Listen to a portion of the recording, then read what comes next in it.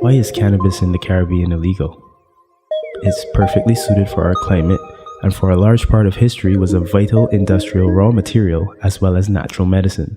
So why then has it taken so long for the Caribbean to openly accept it as a viable commercial, medicinal, and recreational agricultural product? Cannabis can create a lot of new jobs, and it definitely would spill into other industries.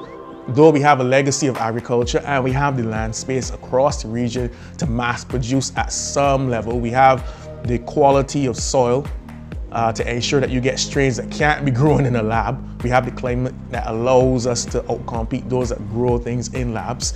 So all in all, you can competitively export at premium prices in terms of the raw cannabis. Right? And then if you want to do the manufacturing, it allows you to supply raw materials of the highest quality.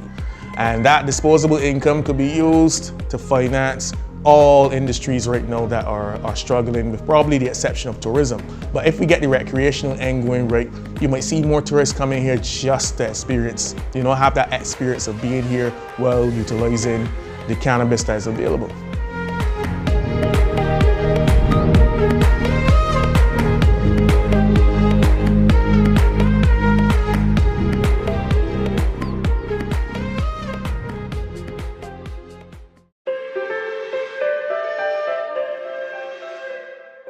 Cannabis was utilized by various cultures throughout ancient and modern times.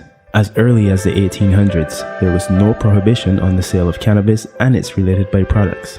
It was only during the 1930s that anti-marijuana propaganda began, fueled by xenophobia and racism. In fact, the term marijuana instead of cannabis was purposely used by Harry Anslinger to cement the notion that the plant was being used by Mexican immigrants. Though the cannabis plant grows into a tree, it was referred to as a weed, and sensational stories warned of its dangers. By 1937, the Marijuana Tax Act was passed, which prohibited sale and possession unless duly registered. Marijuana, a powerful excitant, produces unpredictable emotional results. But its greatest danger lies in the fact that it is a stepping stone to the harder drugs, such as morphine and heroin. The evidence that is out there doesn't support that the use of cannabis directly makes persons aggressive, right, or violent, or make them offenders of the law. There may be violence included in the protection of the black market. It is against this background that pressure began to weigh down internationally on other nation-states to join in the prohibition effort. With the Controlled Substances Act in 1970, many countries, including those in the Caribbean, signed on to agreements and treaties which required actively combating cannabis use and production.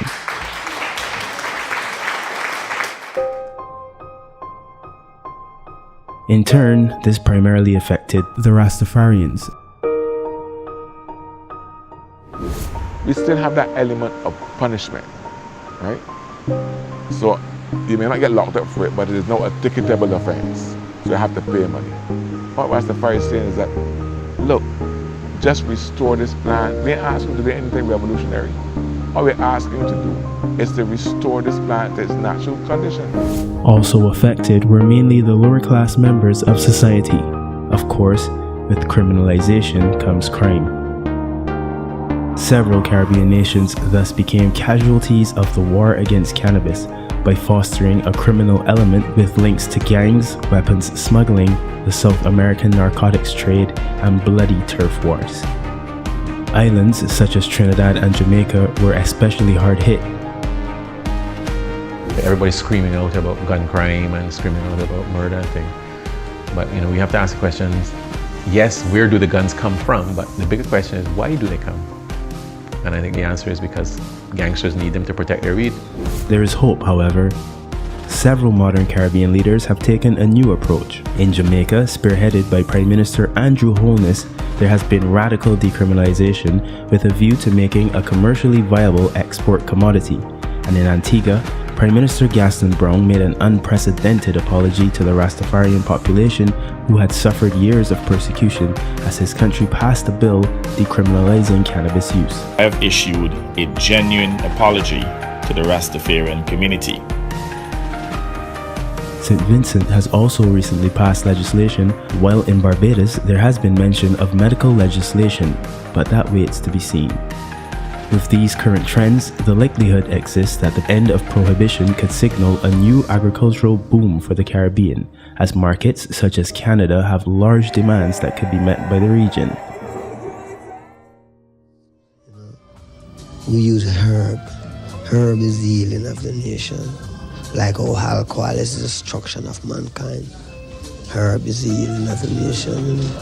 We who accept herb.